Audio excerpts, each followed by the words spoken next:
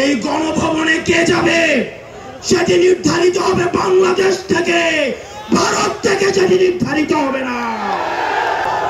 ও ইনকিলাব জিন্দাবাদ, ইনকিলাব জিন্দাবাদ।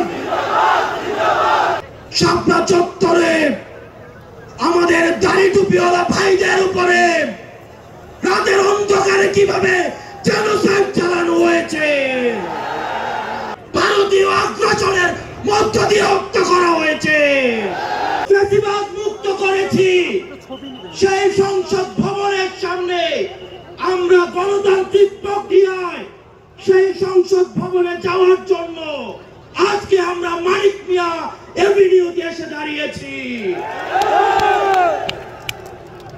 প্রিয় দেশবাসী, আপনারা জানেন দীর্ঘ ১.৫ দশকের বেশি সময় ধরে আমাদের দেশে ছিল বিচারহীনতার সংস্কৃতি।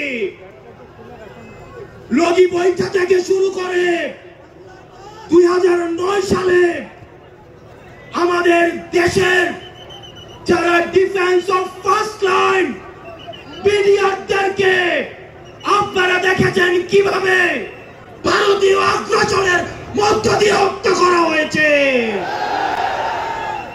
প্রিয় দেশবাসী, আপনারা দেখেছেন এই স্পষ্ট বিডিআর হত্যাকাণ্ডকে বিডিআর বিদ্রোহ হিসাবে চালানো হয়েছে।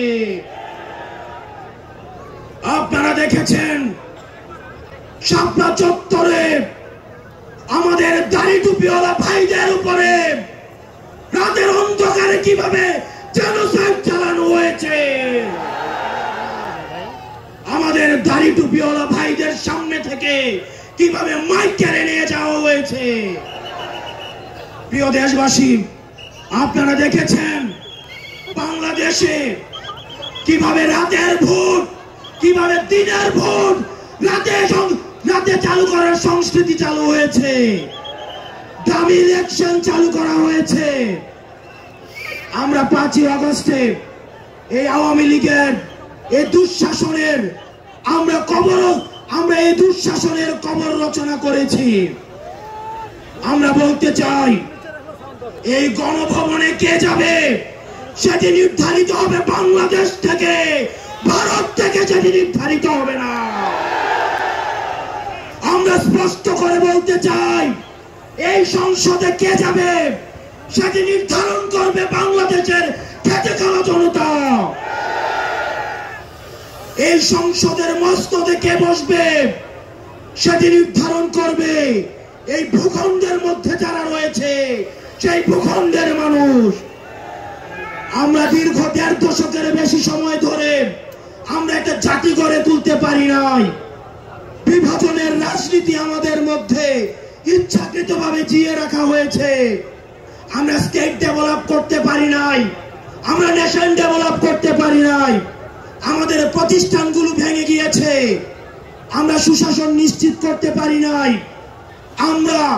আমরা ফাংশনাল ব্যুরোক্রেসি নিশ্চিত করতে পারি নাই, আমরা স্বাধীন পুলিশ নিশ্চিত করতে পারি নাই, স্বাধীন বিচার বিভাগ নিশ্চিত করতে পারি নাই। আমরা স্বাধীনতার এত বছর পরেও আমাদের তরুণ প্রজন্ম, আমাদের একটা ইনস্টিটিউশন আমরা প্রপারলি ফাংশন করতে দেখি নাই। আমরা আপনাদের কাছে কমিটমেন্ট দিতে চাই, এই তরুণ প্রজন্ম আমরা ইনস্টিটিউশন গুলোকে প্রপারলি ফাংশনাল করব। আমরা আপনাদেরকে কমিটমেন্ট দিতে চাই, এই বিভাজনের রাজনীতির ঊর্ধ্বে উঠে আমরা একতার রাজনীতি বাংলাদেশে চালু করব। আমরা স্টেট ডেভেলপ করব। আমরা এই ভূখণ্ডের অধিকার আমরা আদায় করতে পারি নাই। আমাদেরকে মাথায় রাখতে হবে বিদেশের সাথে আমাদের বন্ধুত্বপূর্ণ সম্পর্ক থাকবে, কিন্তু কোনো প্রেসক্রিপশনের সম্পর্ক থাকবে না। আমরা স্পষ্ট ভাষায় বলতে চাই, আমাদের যখন একটা ছেলে রাস্তায় রক্ত দেওয়া শিখে গিয়েছে, আমাদেরকে কেউ রক্ত দেওয়া থেকে থামায় রাখতে পারবে না। সুতরাং আমরা স্পষ্ট ভাষায় বলতে চাই, আমাদের প্রবীণ রাজনীতিবিদ যারা রয়েছে তাদের অভিজ্ঞতা এবং তরুণদের তেজদীপ্ত এবং অকুত ভয় যে নেচার রয়েছে সেটার মিথস্ক্রিয়ায় আমরা পরবর্তী বাংলাদেশ বিনির্মাণ করব। আমরা যতদিন না পর্যন্ত আমরা নিশ্চিত করতে চাই এদেশ থেকে পরিবারতন্ত্র, এদেশ থেকে কবরস্থ হয়েছে। এদেশে কামারের ছেলে প্রধানমন্ত্রী হবে, কুমারের ছেলে প্রধানমন্ত্রী হবে। এদেশে যোগ্যতার ভিত্তিতে এদেশে নেতৃত্ব উঠে আসবে। আমরা স্পষ্ট করতে চাই, আমরা একটা সুন্দর বাংলাদেশ গড়তে চাই, যে বাংলাদেশে আমাদের মধ্যে কোনো ধরনের ভেদাভেদ থাকবে না।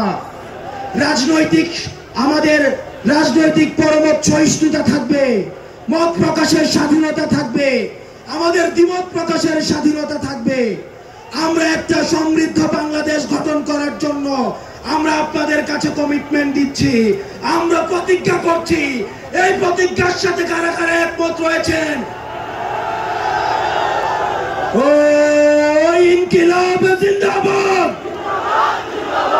ইনকিলাব জিন্দাবাদ, ইনকিলাব জিন্দাবাদ, ইনকিলাব জিন্দাবাদ।